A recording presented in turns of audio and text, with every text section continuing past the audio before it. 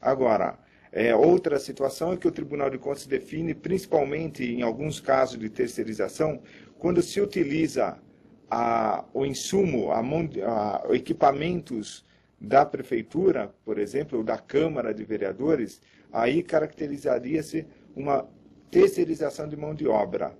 E em muitos casos, se tiver, principalmente dentro da estrutura, esses cargos, aí seria considerado como terceirização de mão de obra e enquadraria como gasto com pessoal. Vamos chamar agora o município de Limeira.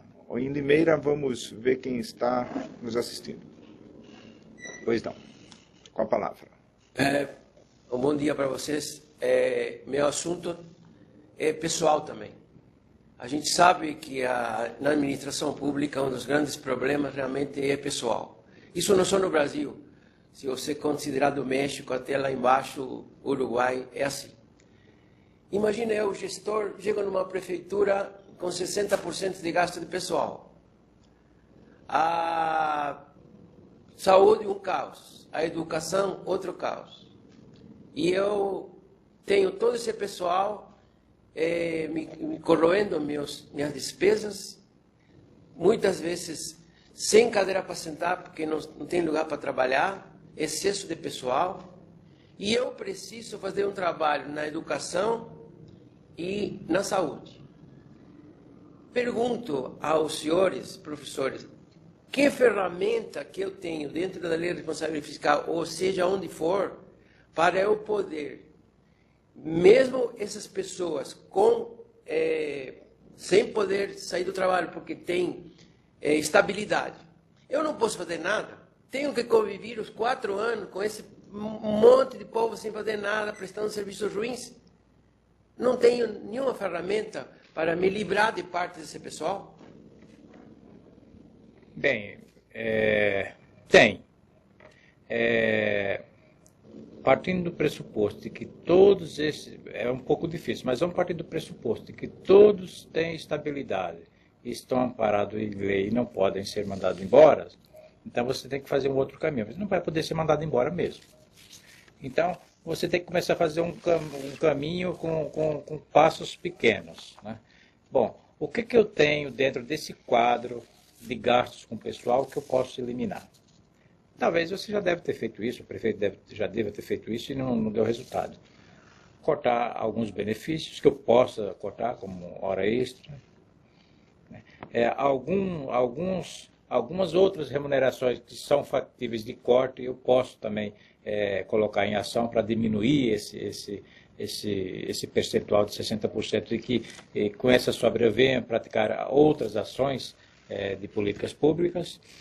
Agora, se eu não tiver mesmo saída de forma alguma em diminuir gastos com o pessoal, porque eu tenho uma máquina inchada e esse pessoal tem estabilidade, o único remédio, meu amigo, é você aumentar a sua receita e a sua receita corrente líquida de preferência, porque ela vai ser a base de tudo. Para que esse gasto diminua, ele não vai diminuir, esse gasto não vai diminuir, mas você vai ter um outro patamar em que esses gastos continuarão, mas eu tenho mais recursos porque eu aumentei a minha receita. Para o município é difícil aumentar a receita, a não ser que ele faça um trabalho, uma varredura nos seus imóveis, se tudo está realmente registrado, eu faço uma reformulação na planta genérica de valores e com isso eu passo a ter mais receitas e daí eu posso praticar as minhas políticas públicas com cautela e atender a essa demanda. Caso contrário, infelizmente, se essas pessoas têm estabilidade e essa estabilidade é definitiva, porque existe um regramento na Constituição que às vezes o estável pode ser dispensado. Então, é preciso ver caso a caso, mas se não for possível, só o aumento de receita. De outro jeito, infelizmente.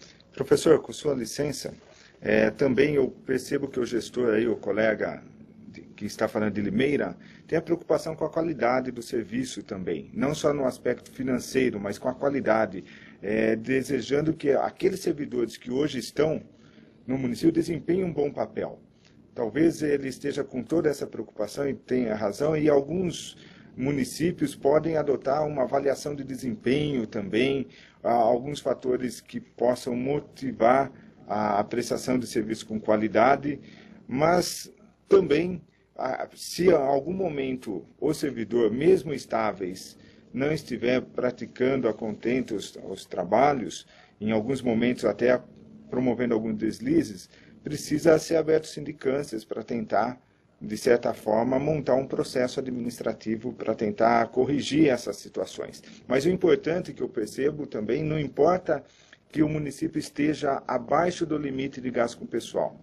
Às vezes está abaixo, mas ele poderia ficar com uma quantidade até menor de pessoal. O que ele está se preocupando, de fato, acho que é uma preocupação de todos nós gestores, é com a qualidade do serviço prestado. E aí nós precisamos, de fato, temos as dificuldades para diminuir esse número de pessoal, mas aí temos que usar algumas medidas, como a avaliação de desempenho, para avaliar periodicamente o desempenho do pessoal. Bom, agora temos uma questão que vem de... Só um complemento, professor Marcos, a sua fala. Eu devo também informar que essa contextualização do professor Marcos, ela tem assim uma importância para o gestor público, porque é sabido e é costumeiro que processo administrativo às vezes não dá em nada. É preciso eliminar esse tipo de comportamento da administração pública, porque processo administrativo decorrente de uma situação dessa sua, em que as pessoas não produzem nada e ficam engolindo todo o orçamento do município, então é preciso levar a sério um processo administrativo para que ele tenha um final feliz. Senão vai ser um trabalho burocrático a mais e que vai ser arquivado e fica tudo, como diz a história, tudo termina em pizza. Então tem que ser uma coisa assim planejada, porque isso pode ser feito sim. Não toquei nesse assunto, porque é um assunto muito delicado, a questão do processo administrativo. Mas essa é uma ferramenta importante também para o gestor. Então, professor Luiz, muito bem pelas suas colocações nesse sentido. Agora vamos a Presidente Prudente. Com a palavra. Qual é a melhor forma do município implantar o benefício ao servidor público, o que gera menos encargo? A cesta básica ou o ticket refeição, ticket alimento? E os funcionários da educação podem receber esse benefício dos 60%, dos 40%, ou ainda tem que ser recurso próprio do município? Ou ainda o município pode implantar ou não isso durante esse ano ainda? Não, durante esse ano já seria assim, daria a entender que seria um programa um pouco eleitoreiro. Então, o prefeito deve se preservar, né? Ele deve se preservar mesmo. Agora, comida, alimentação, não é gasto com pessoal, isso eu já disse. E eu posso usar a verba da educação, mas não aquele constitucional, para adquirir esses benefícios e transferir para os funcionários. Não é despesa com pessoal, mas esse benefício pode ser dado sim. Agora, o que tem menor custo para o município, se é ticket de refeição ou cesta básica, eu entendo que não fizemos esses estudos, mas como eu sou funcionário de prefeitura e eu recebo cesta básica, e a minha prefeitura parece que fez esse estudo, a cesta básica fica mais barata do que o ticket. Então, esta é uma orientação que eu posso dar para você. A cesta básica é a preferência para o gestor público em termos de custo, né? Custo muito mais baixo.